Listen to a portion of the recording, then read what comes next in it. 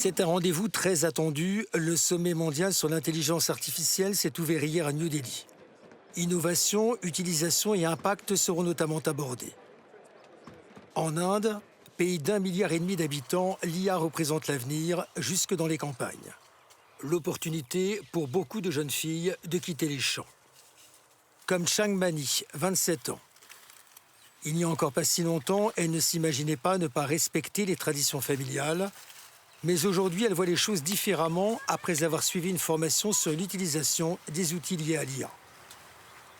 Depuis que j'ai terminé mes études, j'aide un peu moins à la maison, car j'ai désormais la chance d'être indépendante en gagnant suffisamment d'argent avec mon nouveau travail.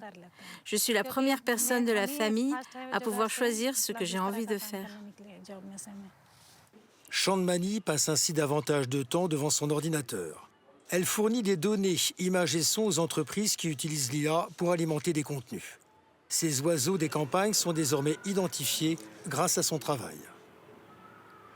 Dans les zones rurales, l'IA est aussi vue comme un moyen d'émancipation. Anju a choisi de suivre la même voie que celle de son amie. Elle ne veut plus cultiver la terre et elle s'en est donné les moyens. Vivre à la campagne n'est pas un avantage pour nous. Pratiquer l'anglais ici, c'est compliqué. Alors il faut partir pour étudier. J'ai depuis amélioré mon anglais et j'ai une meilleure connaissance du monde. Je sais ce qu'il se passe dans beaucoup de pays très différents du nôtre. Ce campus accueille de nombreuses jeunes filles originaires des campagnes. Elles apprennent à utiliser l'IA et l'alimentent. Leurs retours d'expérience sont indispensables. Tout ce qu'elles ont appris sera réutilisé pour rendre l'agriculture indienne plus productive et rentable. Je suis très fière car mon travail représente l'avenir.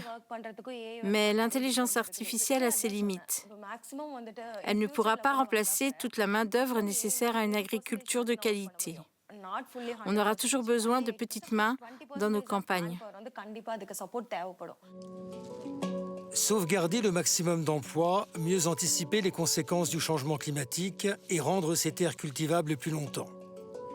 En Inde, ils sont de plus en plus nombreux à croire aujourd'hui en l'IA.